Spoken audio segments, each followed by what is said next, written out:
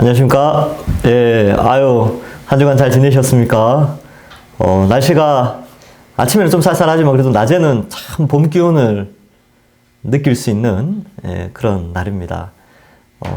토요일 오후 2시에 얼마든지 산으로 들러갈 수 있는데 또 시간 맞춰서 영상을 보시는 분들은 참 귀합니다. 그리고 혹 꼭 토요일 오후 2시가 아니더라도 좀 자유로운 시간에 이 영상을 들으시는 분들에게 또 하나님께서 성령께서 귀한 깨달음과 신앙이 더 깊어지는 그런 은혜가 있기를 바랍니다. 우리 기도하고 시작하겠습니다.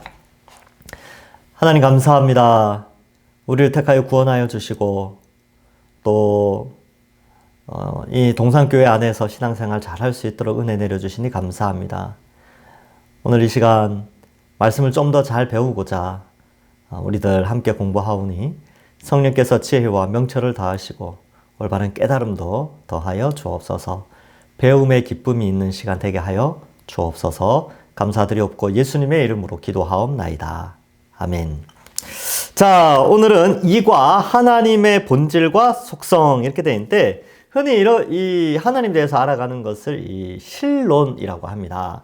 그래서 신론에 대해서 배우는데 뭐 7교리, 8교리 이렇게 해서 7대 교리 중에 첫 번째 혹은 두 번째 나오는 파트죠. 첫 번째가 계시론이 나오면 그 다음에 반드시 신론이 나오게 되어져 있습니다. 그래서 우리가 하나님에 대해서 좀 살펴보는 그런 시간을 가질 텐데 성경을 통하여 명시적으로 알 수 있는 게 있어요. 명시적이라는 것은 밝게 알 수 있는 것. 이걸 명시적이라고 하죠. 그런데 암시적으로 알 수 있는 것도 있다는 것이죠. 근데 암시적으로 아는 것은 명시적인 것보단 우선되진 않지만 암시적으로 뭔가를 알 수 있는 것들도 많이 있다는 것입니다. 그래서 사실 이 신론 첫 번째 파트는 명시적인 것들이야 명확하게 설명을 해줄 수 있는데 암시적이거나 하여튼 제한된 지식이 있는 것들은 딱 그 수준밖에 말씀을 못 드리는 거예요. 그래서 실제로 이 강의를 하면 여러 가지 질문들이 막 들어와요. 그런데 답변을 못 해드리는 것이 가끔씩 있어요. 왜냐하면 성경에 명확하게 표현되지 않는 것, 암시적으로든 명시적으로든 알 수 없는 것들을 얼마든지 질문할 수 있지요. 그런데 그런 것들에 대해서는 답변을 못 해드리는 게 가끔 있습니다. 그렇지만 여러분들 그런 것까지 뭐 우리가 다 알 필요는 없으니까 일단 기록된 것들만 알아도 오늘은 아주 유익한 시간이 되지 않을까 그런 생각을 해보게 됩니다. 자, 그러면 함께 교재를 보시겠습니다. 11페이지입니다. 하나님의 본질과 속성. 1. 하나님의 불가해성. 이게 뭐냐면 완전한 이해가 불가능하다 이런 뜻이에요. 왜 그런지 한번 볼까요? 어떤 인간도 하나님을 완전하게 이해할 수 없다. 왜냐하면 우리는 유한한 존재이고 하나님은 무한한 존재이시기 때문이다. 무한한 것은 유한한 것 속에 담을 수 없다. 이제 이해되십니까? 그러니까 우리는 유한한 존재죠. 인류의 시작과 끝은 항상 한계가 정해져 있습니다. 근데 그 인류의 시작과 끝에 인류의 역사의 처음과 끝을 주관하시는 초월적인 무한하신 분이 있는데 그분이 하나님이시라는 거죠. 근데 우리는 이 짧은 인생 가운데 성경의 역사에 보면 불과 한 6,000년 정도밖에 안 되잖아요. 근데 요 짧은 역사 속에서 어떻게 영원한 시간을 초월하신 존재이신 하나님을 알 수가 있겠습니까? 다 알 수는 없죠. 일단 그 이야기를 하는 거예요. 자, 그 다음 유한한 존재, 우리죠. 유한한 존재는 무한한 존재를 아무것도 알 수 없다는 말은 아니다. 이런 거예요. 아무것도 몰라 그러면 우리는 뭐 유한한 존재인데 어떻게 무한한 존재를 알 수 있겠습니까? 아무것도 몰라. 이런 뜻이 아니에요. 알 수 있을 만큼은 있어요. 왜? 이제 그 내용이 밑에 나와요. 우리의 지식이 부분적이며 제한적이어서 총체적이고 완벽한 지식에 못 미친다는 것이죠. 그러니까 우리 유한함의 한계 때문에 그래요. 무한하신 하나님을 완전하게 알 수 없는 이유는 유한한 사고방식과 뭐 그런 것들 때문에 완벽하게 알 수 없어요. 그런 게 있죠. 그래서 하나님도 우리의 유한성을 알고 계시기 때문에 하나님이 자신을 알려주실 때도 우리의 한계 안에서 이해하도록 알려주세요. 하나님 입장에서는 좀 답답하지요. 근데 배려해 주시는 거죠. 그러니까 여러분들 자식들 키워보면 어린 아이들, 뭐 여러분 뭐 조카나 아니면 자녀들 어릴 때 어때요? 아이들 참 유한하죠. 어른들이 볼 때는 경험도 제한되고 언어적 표현이나 사고 방식도 이 세상을 다 알기에는 아직은 어려서 한계가 있잖아요. 그러면 그 아이들에게 설명을 할 때 어떻게 합니까? 뭐 그렇게 설명해. 아이들, 인간은 말이야, 유한한 존재인데 하나님은 무한하시지. 무한한, 유한에 담을 수가 없어. 이런 식으로 표현할까요? 아니죠. 왜냐하면 한계를 알고 유한성을 알기 때문에 그 유한한 인간의 수준에 맞게 알려줄 수는 있어요. 그렇죠? 예, 뭐 그런 의미가 있어요. 그러니까 우리가 유한한 존재이기 때문에 무한하신 하나님을 우리가 알 수 없고 다 알 수 없지만 무한하신 하나님이 알 수 있는 만큼만 알려주시면 우리의 그 유한한 한계 안에서 알려주실 때만 우리는 좀 알 수 있는 거죠. 말이 좀 어렵나요? 한번 봅시다. 예, 자, 뭐 그래요. 3번 했죠. 우리의 지식이 부분적이면 제한적이서 통찰적이고 완벽한 지식을 못 미친다는 것은 아니라는 거예요. 못 미친다는 것이다. 뭐 이렇게 뭐 그렇게 돼 있죠. 그러니까 완벽하지 않다는 거죠, 우리가. 4번. 우리는 하나님께서 자신을 계시해 주신 만큼 하나님을 알 수 있다. 그러나 하나님은 언제나 우리가 이해하는 것 이상이다. 요 이제 우리가 요걸 배우면서 여러분 요 내용은 뭐냐면 하나님과 우리 사이에 우리의 한계를 인정하는 거예요. 그렇죠? 그래서 하나님이 알려주시는 만큼만 알 수 있고 하나님이 알려주시지 않는 것들은 알 수가 없어요. 그리고 하나님을 완전히 다 이해할 수는 없죠. 자, 하나님은 언제나 우리보다 이상이니까. 하나님은 무한하시잖아요. 시간과 공간과 어떤 이 우주의 틀 안에 갇혀 있는 분이 아니기 때문에 그렇습니다. 5번. 루터는 하나님이 감추신 면과 나타내신 면이라는 두 가지를 언급한다. 신령한 지식의 한 부분은 우리 시야에 감춰진 채로 남아있고 우리는 하나님이 나타내 주신 것의 빛 안에 살아간다. 그 밑에 이제 그림이 있죠. 비밀과 계시 이렇게 되어 있는데 보세요. 비밀은 예를 들어서 감춰진 것이죠. 이것은 감추신 거예요. 그리고 계시하신 것. 이거는 나타내신 거예요.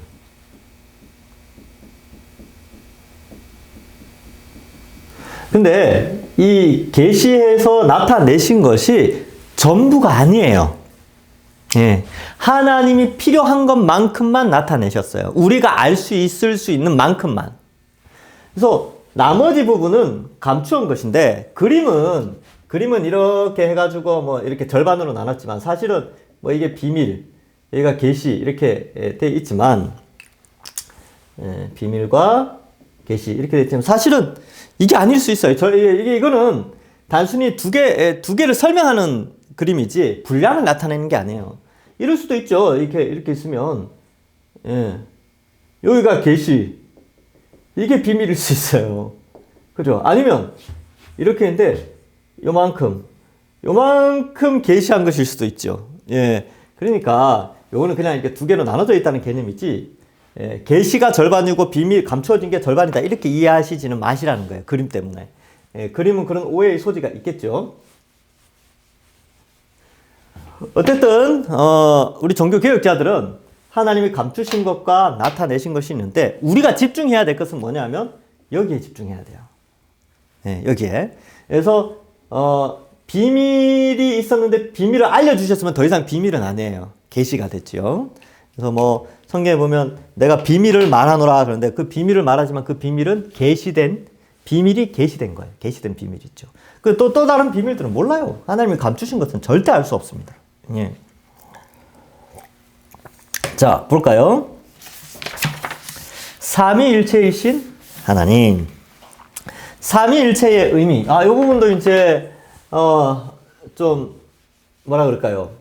완벽한 설명으로는 하기 힘든 부분의 요소가 좀 있긴 합니다. 자, 한번 봅시다. 삼위일체의 의미. 삼위일체라는 용어는 세 하나님과의 관계를 나타내는 말이 아니라 세 위격이신 한 하나님을 나타내는 말이다. 이 말이 좀 어렵죠. 이게 이제 그래서 사람들이 헷갈려 하는 거예요.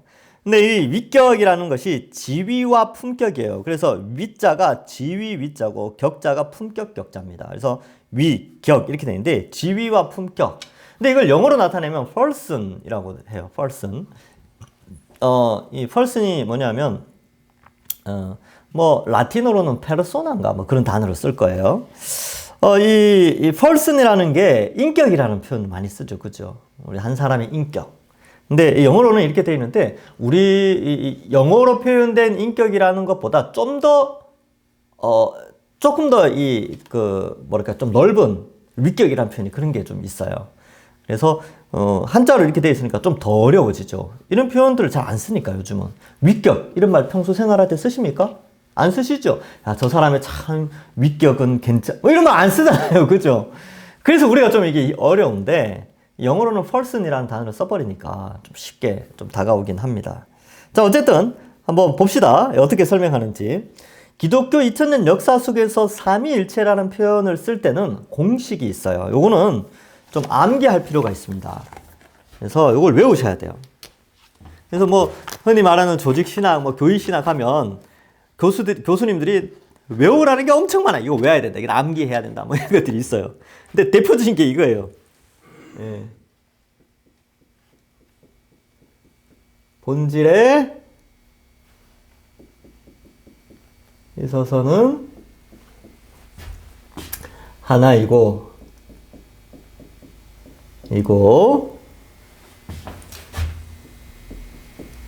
위격에 있어서는 셋이신 하나님. 그냥 무조건 외우래요. 무조건 외우래요. 그래서 이게 공식이야. 삼위일체 공식. 삼위일체 그러면 이렇게 설명하면 된다는 거예요. 그러니까 이 틀을 벗어나지 말라는 것이죠. 그러면 이게 무슨 내용인지 좀 알아야 될 거 아닙니까? 그죠? 그래서 본질에 있어서는 하나이고 위격에 있어서는 셋이신 하나님. 이걸 뭐 알아야죠. 예. 이게 뭘 의미하는지. 근데 일단 암기부터 해야 됩니다. 암기부터. 자, 본질 이렇게 되죠. 본질. 그 다음에 위격이라는 표현이 나오는데 본질에 있어서는 하나다. 위격에 있어서는 셋이다. 이렇게 설명을 한다는 거예요. 삼위일체 이런 뜻입니다. 예, 삼위일체. 자, 그러면 그 설명에 대해서 자, 이제 요거 외우시죠. 본질에 있어서는 하나이시고 위격에 있어서는 셋이신 하나님. 자, 봅시다. 이제 설명을 봅시다. 일체라고 되어 있죠. 일체. 그래서 일체라는 것은 본질에 있어서 하나, 이 뜻이에요. 일체라는 것은 하나님, 신성의 본질과 존재의 관점에서 사용한다. 이런 개념이 있죠. 그래서 유일한, 뭐 이런 의미도 있어요. 그러니까, 원의 개념을, 하나를 설명하는 원의 개념을 볼 수도 있지만, 모노,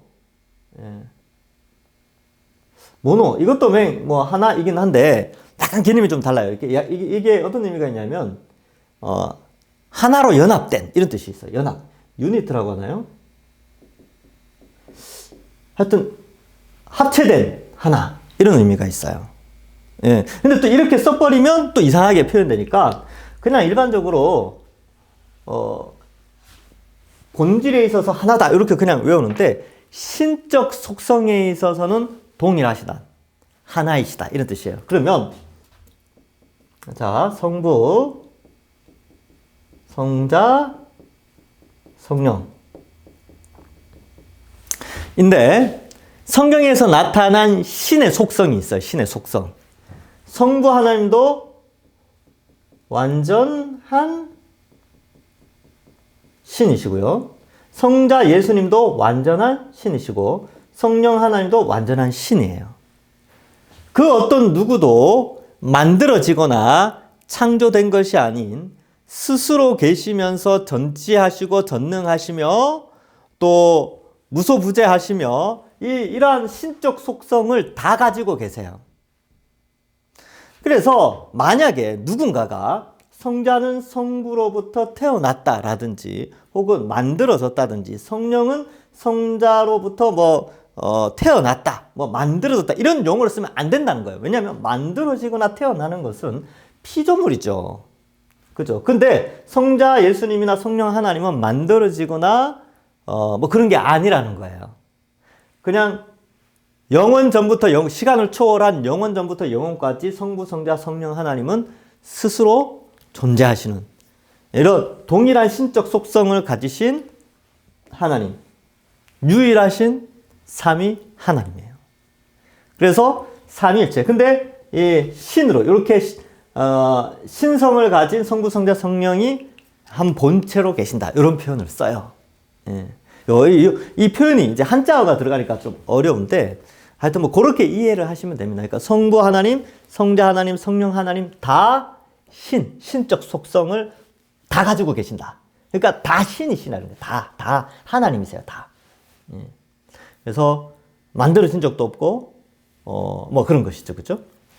그래서 그걸 보세요. 일체 하나님의 본질과 존재의 관점에서 사용한다. 신성이죠. 위격, 하나님의 다양성을 표현한 말이다. 이렇게 되어 있는데 그러나 성부, 성자, 성령이 각자 인격체로 존재하시기 때문에 따로따로 사고를 하시지만 생각도 하시고 하시지만 다 동일한 공유적 속성이 있다는 거예요.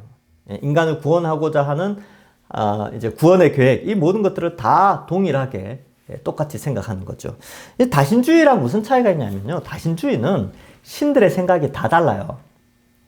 이 신은 이렇게 생각하고 저 신은 저렇게 생각하고 이 신은 이렇게 생각하는 거예요. 그러니까 이게 다신주의예요. 그러니까 여러분 그 그리스 로마 신화나 이런 거 보면 신들이 막 서로 다 다른 생각을 하죠. 그리고 우리나라 전통 샤머니즘 이런 거 봐도 신들이 여러 종류가 있잖아요. 근데 각 신들이 동일한 어떤 속성이나 동일한 사고방식이나 동일한 목표를 가지고 있는 게 아니라 각 신마다 다 다른 생각을 가지고 있죠. 그러나 우리가 믿는 삼위일체 하나님 그렇지 않아요. 동일한 생각과 동일한 목표, 인간 구원이라는 예를 든 거예요. 인간 구원 이러면 성부, 성자, 성령 하나님이 동일하게 인간 구원을 위해서 역사하신다는 거예요. 생각에 있어서 성부, 성자, 성령이 나누어지거나 다투거나 다른 의견을 내거나 그렇지 않다는 거예요. 그래서 삼위일체, 이 본체 하나의 본질에 있어서 하나이신 이것이 굉장히 그래서 신비에 가깝습니다. 완벽하게 풀어낼 수는 없지만 뭐 이 정도까지는 설명을 할 수가 있지요. 자, 그래서 한번 봅시다. 성부, 성자, 성령 세 위격으로서의 일체. 교회는 양태론과 삼신론이라는 이단을 거부해왔다. 자, 그러면 보세요. 이 공식에 의하여서 이 공식이 아닌 걸 찾아보자는 거예요. 이 공식에 벗어나는 것.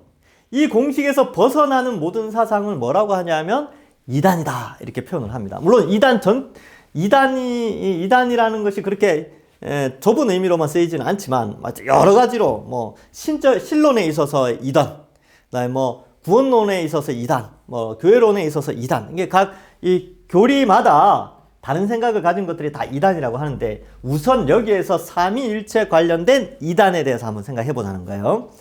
먼저 이제 등장했던 것이 양태론이라는 겁니다. 양태론. 뭐 말이 어려운데 그거 한번 읽어볼게요.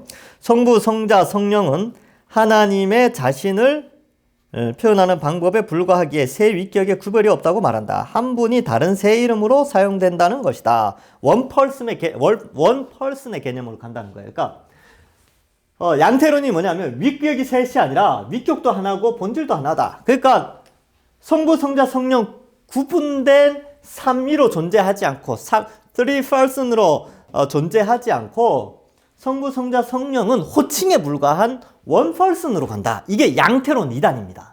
그래서 양태론 2단이 주장하는 내용이 뭐냐면 이거예요. 여러분들도 혹시 이단적인 사상을 내가 그동안 가르치지 않았는지 한번 생각해 보세요. 이렇게 말하면 2단이에요. 자, 저를 예를 들어 볼게요. 저는요, 동산교회에서는 담임 목사죠. 집에 가면 아빠예요. 예. 그런데 제 아내는 저한테 남편이 되죠. 그러니까 저는 한 인격체잖아요. 원 퍼슨이죠. 그런데 담임 목사, 아빠, 남편 이렇게 호칭이 달라지는 것처럼 하나님을 설명하면 다 이단이에요. 앞으로 그렇게 설명하면 안 돼요. 제가 이야기하니까 깜짝 놀라더라고요. 자기 이때까지 그렇게 설명했대. 이때까지 이단 사상을 선포한 거 아니야. 그게 아니에요.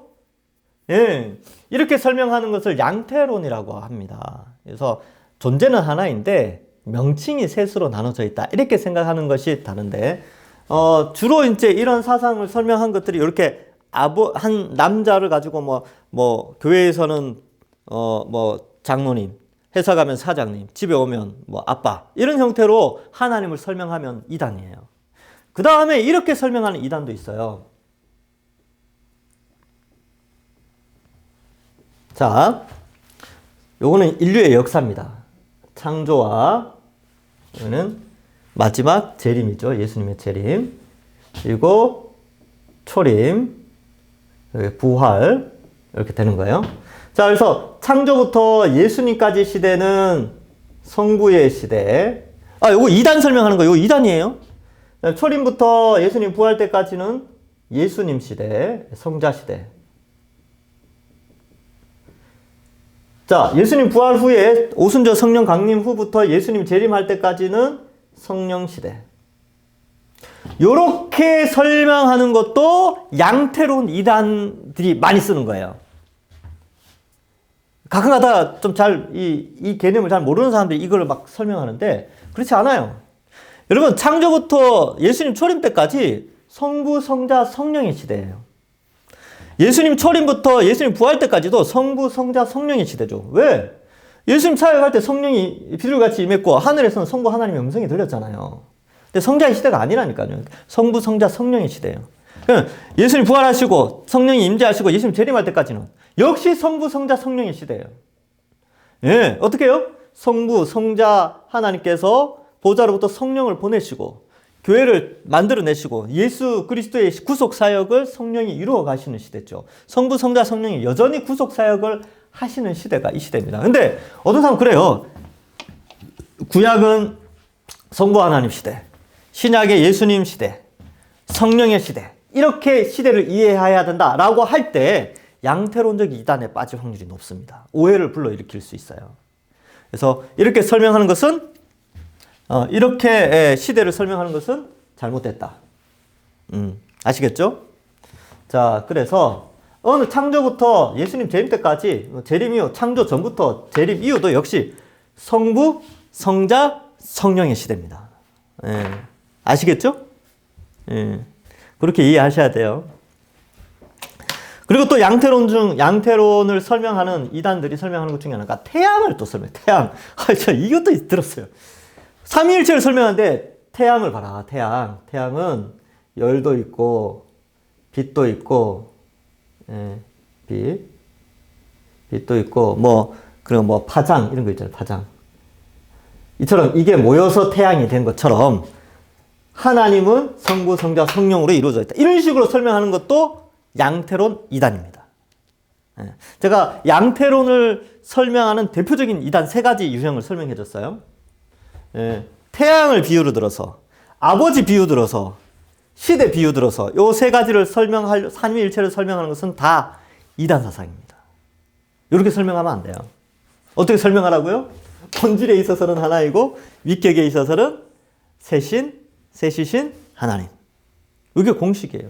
근데 얘네들은 이제 태양, 아버지, 요거는 본질에, 양태로는 이렇게 설명해요. 본질에 있어서도 하나이고 위격에 있어서도 하나이신 하나님. 이렇게 설명을 해요. 그런 속성이 있습니다. 그래서 그런 양태론 이단들이 역사 속에 있었고요. 자, 그래서 양태론 성부, 성자, 성령은 하나님 자신을 표현하는 방식에 불과해 세 위격의 구별이 없다 이렇게 말하는 자들이고, 한 분이 다른 세 이름으로 사용된 것이다 이렇게 하는 거죠. 이단입니다. 삼신론, 세 위격의 한 본체로 인정하지 않고 세 위격의 세 본체로 인정하는 것이다. 다신론 이론과 같다. 즉 이 뭐냐면 이 완전한 신적 속성을 다 공유하고 있지 않다는 거예요. 다 다른 신적 속성을, 이거는 동일한 신적 속성을 성부, 성자, 성령이 우리는 가지고 있다고 믿잖아요. 그런데 이 삼신론은 뭐냐면 다양한 신적 속성이 성부, 성자, 성령 안에 있다. 성부가 가진 신성과 성자가 가진 신성이 다르다. 성자가 가진 신성과 성령이 가진 신성이 다르다. 왜 이런 사상이, 삼신론 사상이 들어왔느냐 하면 그리스 로마 신화, 헬레니즘 문화 속에 거기는 다신주의거든요. 근데 다신들, 여러분 그리스 로마 신화에 읽어보면 신들이 서로 싸워요. 그리고 신의 속성이 다 달라요. 그래서 뭐 어떤 바다의 신, 뭐 하늘의 신, 나무의 신, 뭐 산의 신, 이렇게 신이 다 다르잖아요. 신의 속성이 다 다르다니까요. 이런 형태로 이해하는 것이 삼신론인데, 성부, 성자, 성령 하나님을 그런 식으로 이해하는 것도 잘못된 거예요. 이렇게 나누는 것도. 그리고 또 어떤 이단들은 성자는 성부로부터 창조되었다, 이렇게 이야기하는 사람들도 있어요. 이거 피조물이잖아요. 그러면 피조물이 되기 때문에 그것도 이단이에요. 그것도 이단. 예. 그렇게 설명하는 게 아니에요. 예수님도 성령님도 시간을 초월하여 스스로 존재하신 동일한 성부와 동일한 신적 속성을 가졌어요. 예. 그러니까 이렇게 뭔가를 나누기 시작하면 다 삼신론으로 가버린다. 이렇게 되어져 버리죠. 그래서 다신주의로 가는 거예요. 이런 것도 경계해야 합니다. 자, 각각의 위격은 순수한 신성의 본질 아래에 내재 혹은 존재한다. 자, 다시 한번 볼게요. 각각의 위격은 성부, 성자, 성령은 순수한 신성의 본질 아래, 동일한 똑같은 신이죠. 본질은 다 신이에요. 신. 완벽한 신적 속성이죠.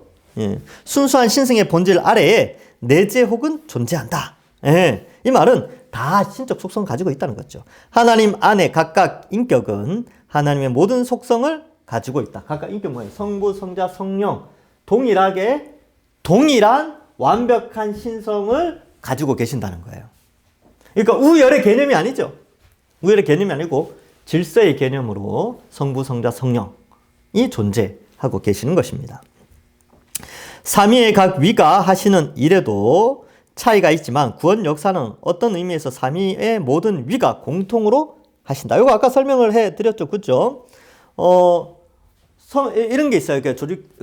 교의 신학, 뭐 아니면 교리 신학, 이걸 뭐 또 이제 조직 신학, 시스테미컬 뭐 이렇게 표현하는데, 시스테미컬 티올로지인가 뭐 그렇게 표현을 해요. 그래서 조직적인 아주 체계적인 신학 체계 안에서는 성부, 성자, 성령이 한 본질에 있어서는 하나이고 위격에 있어서는 셋인데, 성부는 구속 역사를 계획하시고, 성자는 구속의 역사를 실행하시고, 성령은 구속의 역사를 성취하신다. 뭐 이런 식으로 뭐 성취 완성하신다, 이런 표현을 써요.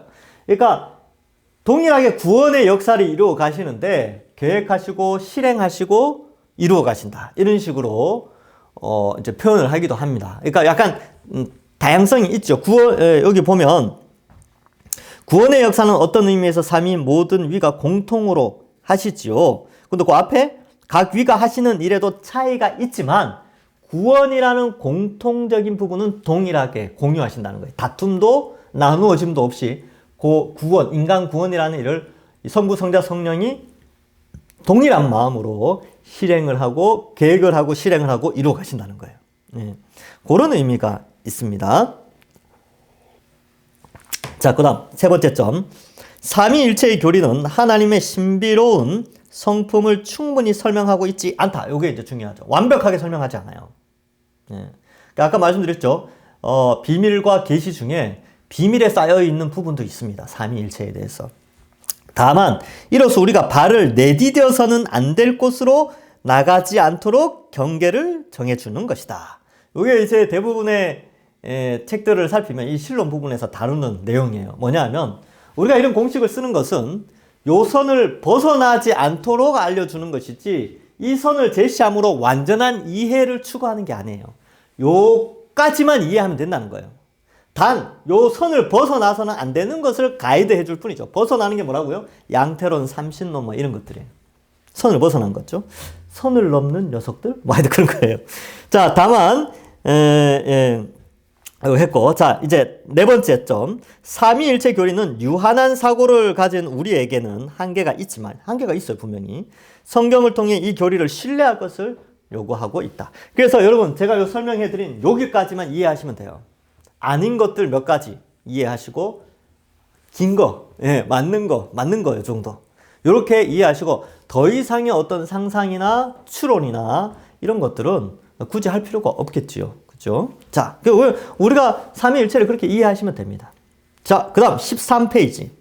스스로 계시는 하나님. 자, 하나님 속성에 대해서 이제, 본질에 대해서 설명을 했고, 이제 속성에 대해서 한번 볼 텐데, 자존하시는 하나님 이렇게 돼 있죠. 그래서 그 모세가 물었죠. 아유 하나님 이렇게 이제 시내산에서 딱 만났는데 하나님, 내가 이집트 가가지고 백성들한테 하나님을 뭐라고 소개할까요? 이렇게 물으니까 하나님 뭐라 그러세요? 나는 여호와니라. 나는 스스로 있는 자니라. 이렇게 말씀하시죠. 스스로 계신 자. 그러니까 이 뭐냐면 만들어지거나 어떤 도움이 요청을 받거나 뭔가에 의지해서 존재하시는 분이 아니라는 거예요. 그러니까 신이시죠. 인간은 서로 의지해야 되고요. 만들어졌죠.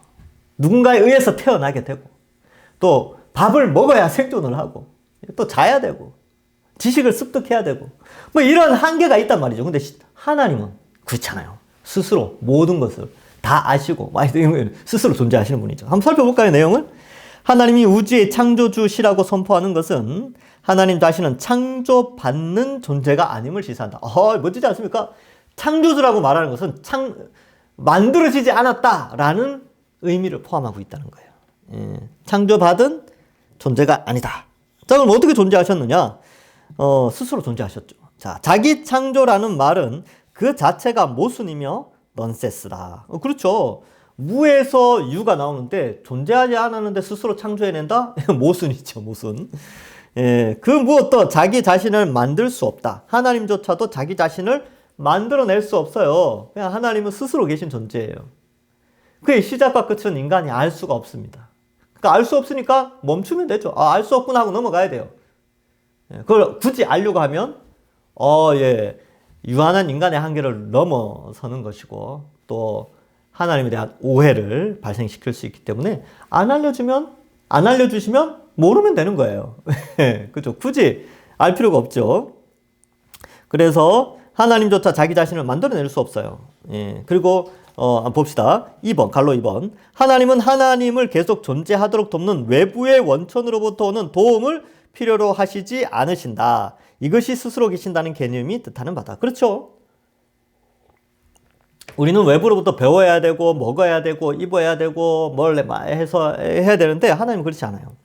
스스로 존재하시는 것은 피조물에게는 불가능하다. 그러나 하나님은 스스로 존재하신다. 여러분, 이 하나님과 우리 사이의 차이를 아시겠습니까? 어마어마한 차이죠. 비교 자체가 안 됐죠. 하나님과 나를 비교? 있을 수 없는 일이죠. 우리는 그런 존재가, 우리는 그냥 만들어진 거죠. 스스로 존재할 수 있지만 스스로 자신을 창조할 수는 없다. 그래서 이게 이제 약간 사변적인 건데, 하나님이 할 수 없는 것. 전능하신 하나님이 할 수 없는 게 있어? 있죠. 본인을 스스로 창조해낼 수 없어요. 요 뒤에 나와요. 뒤에 하나님 할 수 없는 거 나옵니다. 그때 가서 한번 해봅시다. 그래서 하나님은 죄를 안 짓죠. 하나님 할 수 없는 거, 죄 짓는 거. 이런 거. 뒤에 재밌게 나와요. 자, 봅시다. 자, 하나님 어쨌든 스스로 계신, 홀로 존재하시는 성부, 성자, 성령 외에는 다른 신 없어요. 스스로 존재하는 그 어떤 존재가 없습니다. 우주도 스스로 존재하지 않아요. 이 우주도, 우리 은하계, 태양계, 이건 스스로 존재하는 게 아니에요. 하나님이 만드셨죠. 창조되어진 존재죠. 자, 그 다음 하나님의 전능하심. 전능하신 하나님 4번에 1번. 그의 피조물에 대한 모든 능력을 갖고 계신다. 즉 피조물의 시작과 끝, 움직임, 섭리 등이 다 하나님께 달려있다는 것이다. 그래서 하나님의 위대하심은 천문학을 보면 알 수 있어요. 그러면 이 우주를 보면 하나님이 얼마나 위대하신가를 알 수가 있습니다. 우주의 끝이 없어요. 지금 우주는 천문학자들이 그런 말도 하죠. 지금도 팽창하고 있다. 근데 그 팽창 정도가 알 수 없어요. 너무너무 크기 때문에. 너무너무 크기 때문에. 근데 하나님은 그보다 더 큰 거죠. 우주보다 더 크신 분이니까. 그러니까 하나님의 위대하심과 크심은 인간의 사고방식으로 측량 불가합니다. 대단하신 분이에요. 자, 그래서 저는 이제 천문학을 좋아하는데 관심 있어요. 그래서 인터넷 기사에 천문학에 관련된 기사가 이렇게 중간중간에 뜨면 그거 꼭 읽어봐요. 너무 재밌어요. 그리고 하나님의 위대하심을 다시 한번 느끼는 거죠. 자, 그 다음 하나님의 능력은 피조물의 능력을 넘어선다. 당연하죠. 하나님이신데. 그래서 그 밑에 볼까요? 따옴표. 하나님의 모든 말씀은 능치 못하심이 없느니라. 이 마리아에게 말씀한 거죠. 천사가 나타나서, 야, 저는 아직 남자를 알지 못하는데 어떻게 잉태할 수 있습니까? 그러니까 하나님의 모든 말씀을 능치 못하심이 없다. 하나님 다 하신다는 거예요. 물리적, 과학적 한계를 넘어서시는 하나님의 능력을 표현합니다. 그래서 위대하심이 있죠. 하나님께서는 하시고자 하시는 일은 무엇이든지 그의 속성에 맞게 하실 수 있다. 맞아요. 속성에 맞게. 하나님의 거룩하심과 하나님의 위대하심과 하나님의 선하신 그 속성에 맞게 무엇이든지 다 하실 수 있어요. 그 속성에 맞지 않는 것은 안 하시죠. 예. 하나님의 능력은 유한한 한계로 제한받지 않는다. 예. 하나님이신데. 하나님이 하실 수 없는 것, 하나님이 하실 수 없는 것이라는 표현을 썼는데 사실은 하나님이 하지 않는 것이에요. 전능하시지만 하지 않는 것. 뭘까요? 볼까요? 하나님은 거짓말을 안 하세요. 하실 수 없죠. 네. 하나님은 죽으실 수 없어요. 신이신데 절대 죽으실 수 없죠. 그러면 여러분 한번 보세요. 성부, 성자, 성령 하나님은 죽으실 수 없는데 성자 예수님이 피조물의 형상으로 오셔가지고 죽으셨잖아요. 이게 얼마나 큰 사랑인지 이 사랑은 우주의 크기보다 더 큰 사랑이에요. 비교할 수 없죠. 어마어마한 사랑입니다. 그러니까 놀랍죠. 신이 죽었다는데. 그러니까 헬라 사람들이, 헬라 철학을 가진 사람들의 사고방식에는 신이 죽었다고? 라고, 이제 신이 인간으로 와서 죽었어? 에이, 말도 안 돼! 라고 하면서 이 기독교를 어리석은 종교로 생각해요. 그 다음에 유대인들은 나무에 달린 자는 저주를 받는데 저주를 받은 자가 신이라고? 그가 그리스도라고? 말도 안 돼! 라고 하며 미련하게 생각했습니다. 헬라 사람들은 미련하게. 이건 뭐 말도 안 된다. 그래서 히브리 사람들이나 유대인들이나 헬라 사람들 동일하게 십자가 복음을 거부했어요. 근데 우리는 성령 하나님이 우리 속에 오셔서 지성과 감정과 의지를 변화시켜 주셔서 성자 하나님이 인간의 모양으로 오셔서 인간의 형벌을 대신해서 받으셨다. 이게 믿어지잖아요. 이게 놀라운 일입니다. 이 엄청난 사건이 믿어진다는 거예요. 이 위대하심이 우리 속에 있는 것이죠. 와, 하나님 진짜 대단하신 분이죠. 여기 봐요. 하나님 죽으실 수 없는데 인간의 모양으로 오셔서 죽음을 맛보셨잖아요. 놀랍죠? 지금 생각해도 십자가 생각하면 가슴이 막 벌렁벌렁합니다. 사랑이 워낙 커서.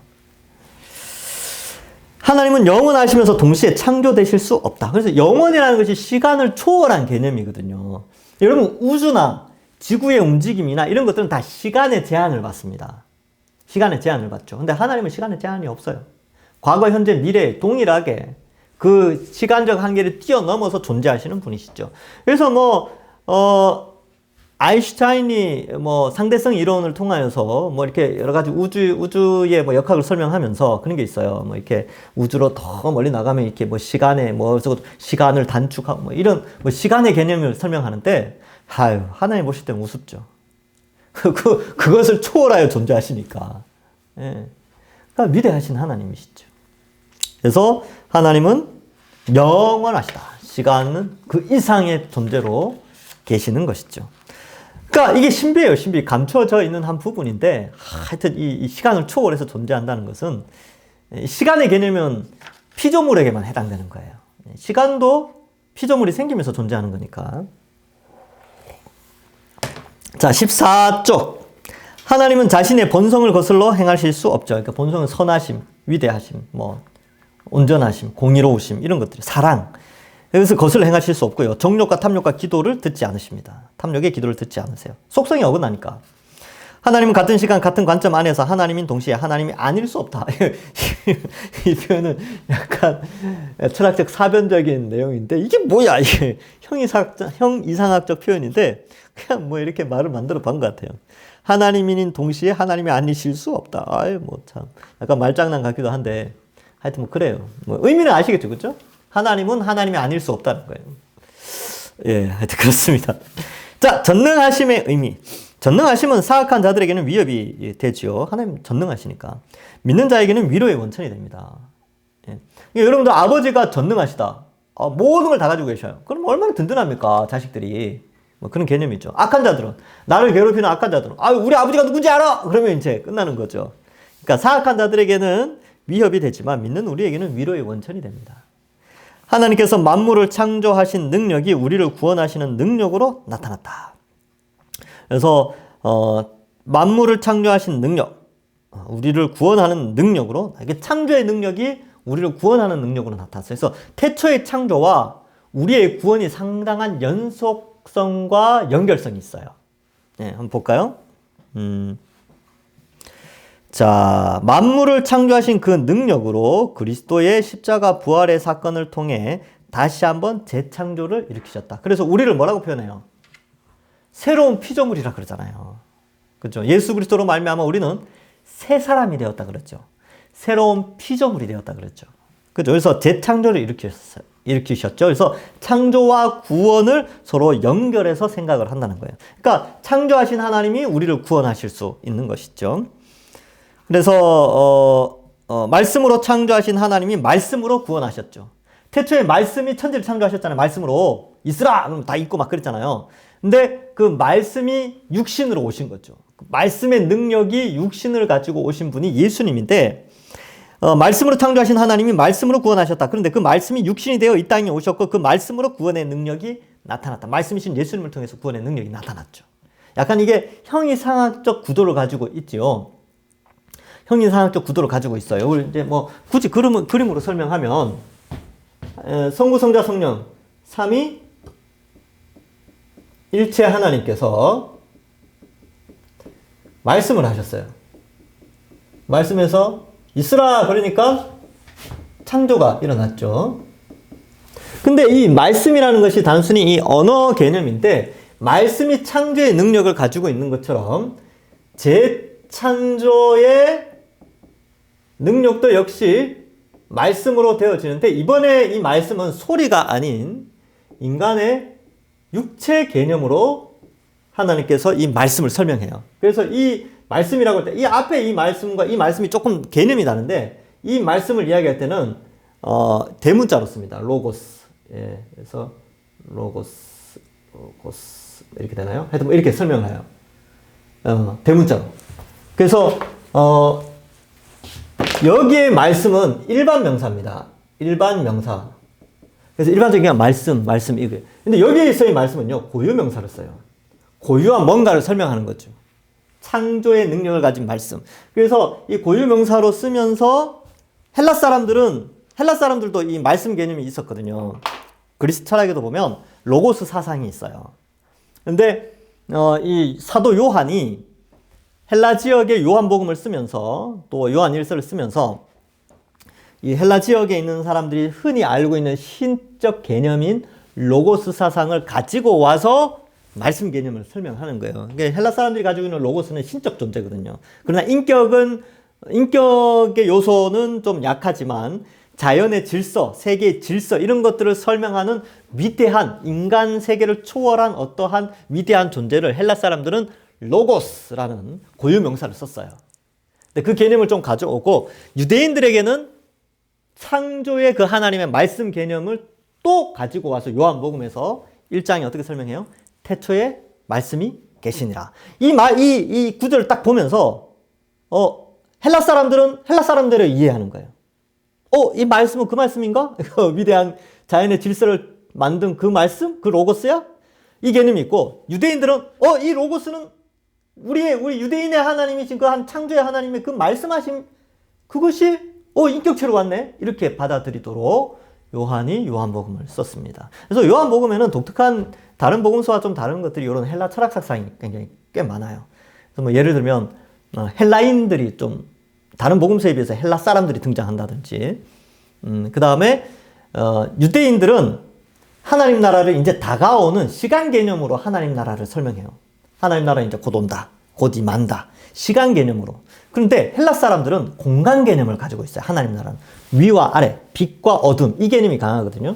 그러니까 요한이 헬라 사람들이 이해할 수 있도록 그런 공간 개념의 천국을 좀 설명을 합니다. 그래서 이 공간 복음과 요한 복음 조금 달라요, 성향이. 예. 하여튼 자 봅시다. 자, 말씀으로 이 땅에 오셨다. 자, 지금 14페이지 갈로 3번의 두 번째 점. 그리스도의 죽음과 부활의 능력으로 나타났다. 전능하심이 그렇게 나타났어요. 그러니까 예수님의 죽음과 부활은 하나님의 전능하심의 극치입니다.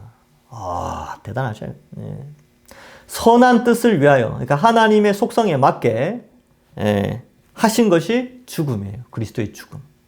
이 속성, 원래는 신은 죽지 않잖아요. 그런데 죽었던 것은 하나님의 거룩한 속성에 맞기 때문에, 인간을 구원하시는 그 사랑의 속성에 맞기 때문에 죽음의 자리까지 성자 하나님이 나가신 거죠.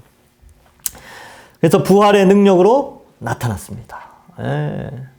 놀라운 일이지요. 전능하십니다. 이 우주는 그 어떤 것도 하나님의 계획을 파괴할 수 없다.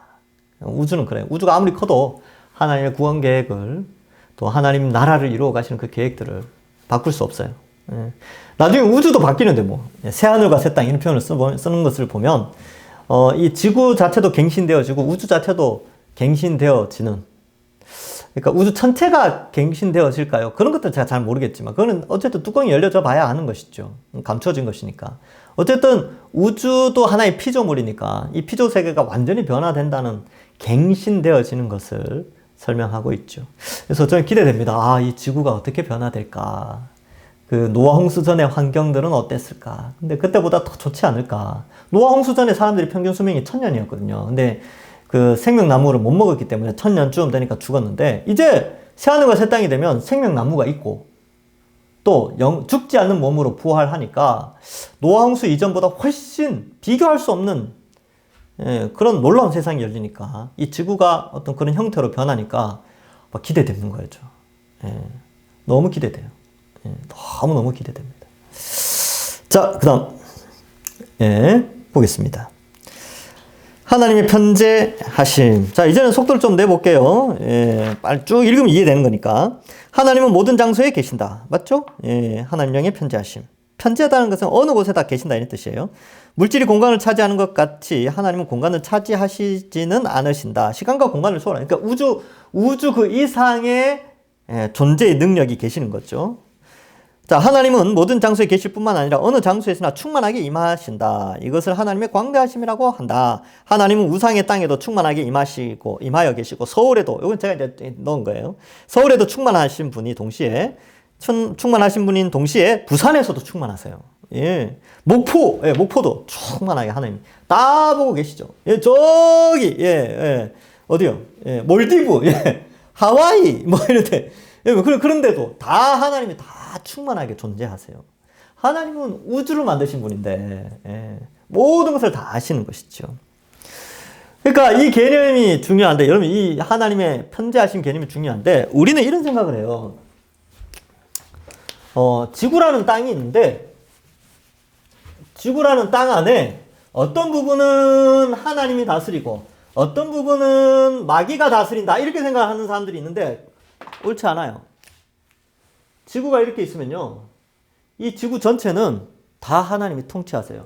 그래서 여기는 마귀가, 여기도 마귀가 다스리고, 여기도 뭐 마귀가 다스리고, 여기도 마귀가 다스리고. 그래서 뭐 우리는 이 마귀가 다스리는 곳을 복음으로 점령해서 뭐 이곳을 하나님의 나라로 만들어야 된다, 이런 개념을 자꾸 설명하면서 이게 뭐 땅을 밟아야 된다, 이게 땅 밟기 제대로 해야 된다, 그래서 땅 밟아서 쫓아내야 된다, 이런 개념이 있는데, 아니요. 이 하나님의 편재하심 때문에 우리는 땅을 밟을 필요가 없죠. 하나님이 여기에 마귀나 귀신들을 한시적으로 활동할 수 있도록 허락을 하신 것이죠. 왜요? 이방인의 충만한 수가 찰 때까지는 귀신과 마귀의 활동을 어느 정도 허용을 하신 거예요. 그러니까 사실 이 영역 자체가 귀신이 다스린다 이 개념이 아니고, 마귀가 다스린다 이 개념이 아니라 다 하나님의 영역 아래서 귀신이 허락된 것인데, 하나님이 인간을 통하여 복음을 선포함으로 이들의 이 귀신들을 쫓아내는 그런 개념이 있는 것이지, 이미 이곳은 하나님이 다 다스리고 계시는 것이에요. 그러니까 뭐 성경에서 보면 뭐 땅 밟기, 뭐 귀신의 영역과 하나님의 영역, 이렇게 이원론적으로 설명을 하는데 성경은 절대 그렇게 이야기하지 않습니다. 그러니까 이런 것들도 좀 구분할 수 있어야 되겠죠. 여러분들이 이제 오늘 저한테 배웠으니까 그렇게 이해하시면 돼요. 아시겠죠? 그래서 하나님은 편재하신다. 어느 곳에나 계신다. 그러니까 하나님께서 그 무당집들, 뭐 우상 숭배하는 뭐 타종교, 뭐 알라신을 섬기는 그런데 메카 이런데 또 인도에 뭐 이렇게 뭐 티벳에 뭐 무슨 다 보고 계세요. 다 하나님 다스림 안에 있습니다. 그리고 하나님이 때에 구원할 자는 구원하시고 또 주님 오시면 다 심판하시고 그러는 거예요. 하나님 다 보고 계세요. 다 하나님 통치 아래 있습니다. 소돔과 고모라는 뭐 하나님의 그 통치 바깥에 있었습니까? 아니죠. 다 하나님 아래 그냥 이렇게 그 죄악이 관영할 때까지 하나님 다 지켜보신 것이죠. 그래서 안 되겠다. 땅을 더럽히고 심판해야 되겠다. 땅을 더럽히니까. 그래서 심판하신 것이죠. 그게 이제 하나님의 편재하심이죠. 자, 4번. 편재교리는 하나님에 대한 경외감과 편안함을 동시에 주신다. 하나님은 가정, 학교, 직장 어디에서나 함께 하시기에 우리는 두려움과 함께 편안함을 누린다. 임마누엘의 축복이죠. 그러니까 이게 하나님 어느 곳에나 계세요. 예. 하나님 안 계실 곳 같은 그곳에도 하나님이 계신다니까요. 그러니까 우리에게는 참 감사하죠. 그리스도인들은 세상 속에서 핍박을 받고 때로는 모욕도 당하고 그러는데 그거 다 하나님 다 보고 계세요. 예. 그러니까 우리에게는 위로가 되죠. 그러나 불신자들이나 악한 자들에게는 그게 심판의 요소, 두려움의 요소죠. 하나님 다 보고 계셨구나. 내 나쁜 짓 다 보고 계셨구나. 뭐 이런 거 그렇게 깨닫게 되는 것이죠. 자, 15페이지 제일 위에. 불신자에게는 전혀 위로가 되지 않죠. 하나님을 피해 숨을 곳이 없다. 하나님은 이곳에는 없겠지라고 하는 것은 어리석은 것이다. 죄를 짓는 모든 것을 보시는 하나님이시다. 하나님의 전지하심, 전지의 의미, 모든 지식을 안다. 전지라는 용어는 하나님께만 적용되고 오직 무한하고 영원한 존재만 가능한 용어죠. 모든 것을 알고 모든 것을 이해하고 모든 것을 파악하신다. 배우시는 법이 없죠. 새로운 지식을 얻으시는 법도 없습니다. 그러니까 하나님이시죠. 과거, 현재, 미래를 다 아십니다. 시간을 초월해서 존재하시니까. 그렇죠. 하나님은 우리와 같은 논리 체계 속에서 우리를 초월해 전지하시다. 전지는 전능으로부터 나오죠. 천지 창조자이기에 영구가 아닌 주권자로 모든 걸 알고 계십니다. 전능자이기에 전지자이시죠. 전능하시니까 모든 걸 다 아시는 것이죠. 자, 하나님의 지식은 영원하시다. 절대적이고 전능과 편재와 같은 속성이 있다. 하나님의 전지아심은 세상에 공의를 가져오겠다고 하신 하나님의 약속의 중요 부분이다. 모든 선한 것을 아신다. 모든 악한 것을 아신다. 그래서 심판주로서 하나님의 자격은 그의 전지성에서 온다. 여러분, 한 나라의 판사들도요, 이렇게 판별하잖아요. 심판하죠. 심판자로서. 판사들 어떤 사람 세웁니까? 법을 다 아는 사람들. 그죠? 그러니까 판사가 무식하면 자격 없죠. 예. 그래서 판사의 조건은 똑똑해야 돼요. 법에 대해서 바짝 알아야 됩니다. 예. 그래서 판사 시험이 따로 있어요. 예.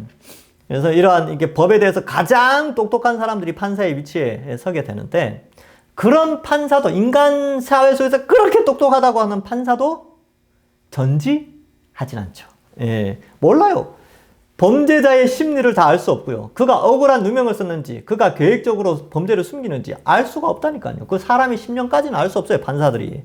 판사는 뭘 가지고 판단해요? 증거, 법, 그거 가지고 판단하잖아요. 하나님은 사람의 심령에 있는 그 모든 것을 다 아시고 판단하시죠. 그의 과거, 현재, 미래, 죄인이 어떠한 죄를 지었는지 기억도 못하지만 하나님은 다 기억하죠. 의인이 어떤 선한 일을 했는지 다 기억 못하지만 하나님은 다 기억하시는 거예요. 그래서 전지하시기 때문에 가장 공의롭게 판단하시는 분이십니다. 예. 그래서 심판주로서의 하나님의 자격은 그의 전지성에서 온다. 자, 하나님의 재판은 공정하고 하나님 앞에서 선과 악은 숨겨질 수 없다. 그죠? 예, 없어요. 하나님의 거룩하심, 거룩이라는 것은 구별, 다름이라는 뜻입니다. 하나님은 피조 세계와 구별된 거룩한 창조주이시다. 하나님은 죄와 구별된 의로운 심판주이시다. 순결하고 의로운 행하심을 뜻한다. 이 거룩의 개념이 그런 거예요. 자, 그래서 구별, 다르다. 이런 개념입니다. 3번. 자, 16페이지. 이제 끝입니다. 하나님은 죄를 미워하시기에 죄에 대해 심판하신다. 그러나 죄 아래에 있는 그의 백성을 사랑하시기에 그들을 구원하신다. 심판과 구원의 하나님이시죠. 그래서 공의로 심판하시고 사랑으로 구원하십니다. 공의의 하나님이 심판하시고 사랑의 하나님이 구원하십니다. 그래서 하나님의 거룩은 공의와 사랑으로 정의 내릴 수 있다. 그래서 데이비드 웰스라는 사람이 거룩하신 하나님이라는 책을 썼어요. 그 책이 좀 이 정도 두께인데 거기에 하나님의 거룩을 어떻게 정의 내리냐면 하나님의 거룩은 우리의 거룩 말고 하나님의 거룩. 하나님의 거룩은 두 가지로 정의 내릴 수 있다. 첫 번째는 공의와 두 번째는 사랑이다. 그죠? 그래서 공의는 심판, 사랑은 구원인데, 공의는 전지전능하시기 때문에 초월주로서 이 역할을 감당하시고, 사랑은 내재하셔서, 인간 삶 속에 내재하셔서 사랑을 실천하죠. 그래서 공의는 초월의 하나님을 나타내고, 사랑은 내재하시는 하나님을 나타낸다. 이 초월과 내재의 속성이 하나님의 거룩이다. 이렇게 정의를 내려요. 그 책에 보면. 그래서 그것도 참 괜찮은 이론이다. 저는 그렇게 생각을 합니다. 하나님의 선하심 8번. 야고보서 1장 17절에 보면 온갖 좋은 은사와 온전한 선물이 다 위로부터 빛들의 아버지께로부터 내려오나니 그는 변함도 없으시고 회전하는 그림자도 없으시니라. 표현이 멋지지 않습니까? 야고보가 와, 이 문학적 표현이 진짜 멋있어요. 네, 자 볼까요? 그림자가 없다는 것은 어두운 면이 없다는 거죠. 즉 도덕적 의미에서 악한 것이 없어요. 예. 하나님은 완전한 선뿐 아니라 시종일관 선하시다. 하나님은 선하지 않는 방식으로 존재해 보신 적이 없다. 그래서 회전하는 그림자가 없는 빛들의 아버지다. 이런 표현을 쓰는 거예요. 아주 문학적인 표현이죠. 완전한 인간의 생각을 초월한 선하심이에요. 그런 걸 좀 설명합니다. 그리스도인에게는 최종적 비극이란 없다. 하나님의 섭리는 임박해 있는 악을 우리에게 궁극적인 유익이 되게 하신다. 이게 무슨 말이냐면, 여러분, 우리가 때로는 인생을 살아가면서 하나님의 전능하심 앞에 참 부끄럽죠. 전지하심 앞에 다 아시니까 우리 참 부족해요. 우리 때로는 실수도 하기도 하고, 때로는 참 이렇게 죄를 짓기도 해요. 안 짓기를 원하는데 또 어쩔 수 없이 또 죄를 짓는다니까요. 하나님 우리 심령까지 다 아시니까. 그럴 때마다 우리가 낙심할 수 있잖아요. 그런데 좀 봅시다. 그 밑에 하나님은 우리의 연약함을 아시며 우리의 실수를 통해서 가르치신다. 멋지지 않습니까? 예. 왜냐하면 예수님이 인간으로 와서 우리의 연약함을 아시니까 그렇습니다. 우리 위에 임한 주님의 손길은 우리의 실수까지도 우리에게 선이 되게 하신다. 놀랍지 않습니까? 이 은혜가. 아이들이 실수하죠. 근데 그 실수를 통해서 부모는 아이들에게 뭔가를 가르쳐 주죠. 우리 하나님도 똑같다는 거예요. 그래서 어떤 사람은 과거의 자신의 죄 때문에 거기에 매여가지고, 내가 지금 이렇게 고생하고, 막 이렇게 힘들고, 이렇게 뭐가 잘 안 되고, 이거 내가 10년 전에 지은 죄 때문에 그렇구나. 아이고, 역시 하나님 살아계시네. 이런 식으로 생각하는데, 그렇게 생각하시면 안 돼요. 10년 전에 죄를 회개했다면 하나님 그거 다 잊으신다니까요. 그것 때문에 현재의 어려움이 오는 게 아니에요. 현재의 어려움이 오는 것은 그냥 자연스러운 인생을 살아가는 삶의 하나의 고비일 뿐일 수 있죠. 과거에 뭔가를 자꾸 가지고 오는 것은 공로사상입니다. 율법주의적인 사고죠. 빨리 버리셔야 돼요. 그래서 그래, 어떤 사람은 일이 잘 안 되면 내가 5년 전에 그 죄를 짓는 것이 아니었는데 그때 회개가 좀 부족했나 봐. 이런 생각이 그건 자기 생각이죠. 하나님 이미 다 잊으셨어요. 그리고 그것을 통해서 이미 하나님은 우리를 다듬어 가시고 인격적으로 신앙이 성숙하게 만들어 가신다니까요. 중요한 것은 현재예요. 현재 내가 어떻게 신앙으로 바르게 서 가는가. 그리고 앞으로 내가 어떻게 신앙생활을 잘할 것인가. 이거에 집중해야죠. 그래서 여기 봐요. 주님의 손길은 우리의 실수까지도 우리에게 선이 되게 하시죠. 과거에 그랬던 것을 회개를 통하여 신앙의 성숙을 가져오는 그런 것들을 설명합니다. 하나님 선하시네요. 하나님 선하세요? 우리 엄마 아빠가 선하시듯이 나를 꾹 참고 인내해 주셨듯이 우리 하나님도 나를 참고 인내해 주십니다. 자, 마지막 3번. 하나님의 선하심은 성품과 행하심 모두 관련되어 있다. 하여튼 그래. 하나님 선하신 하나님. 너무 좋아요. 위대하시죠. 그래서 오늘은 여기까지. 오늘 좀 많이 배우셨습니까? 그러면 1시간 정도 강의를 했는데 좀 지겨우신 분들도 있으실 테고 또 재밌게 보신 분들도 있을 텐데 하여튼 그렇습니다. 우리가 이렇게 하나님을 좀 더 알아간다는 건 참 즐거운 일이죠. 여기까지 하고 다음 주에는 하나님의 행하심과 뜻에 대해서 실론 두 번째 시간을 가지도록 하겠습니다. 자, 기도하고 마칠게요. 하나님 감사합니다. 오늘 이 시간을 통하여 하나님의 하나님 되심을 깨닫게 하시고 위대하심과 광대하심과 전지하심, 전능하심, 편재하심, 거룩하심, 선하심을 함께 배우게 하여 주시니 감사합니다. 그 위대하신 하나님 앞에 우리는 참 보잘것없는 존재인데 하나님 우리를 사랑하시고 우리를 구원하신다는 사실에 감사밖에 드릴 것이 없습니다. 하나님 너무나 부족한 유한한 존재인 우리를 사랑하시고 우리를 위하여 십자가에 죽으신 그 큰 사랑을 보여주신 것 늘 감사하며 살게 하시고 우리도 하나님 더 많이 알아가서 신앙이 또 하나님과 우리 사이에 그 깊은 신앙이 더욱더 깊어질 수 있도록 인도하여 주옵소서. 감사드리옵고 또 이번 한 주간도 지키시고 보호하여 주실 줄 믿사오며 예수님의 이름으로 기도하옵나이다. 아멘. 감사합니다. 수고하셨습니다. 다음 주에 뵙겠습니다.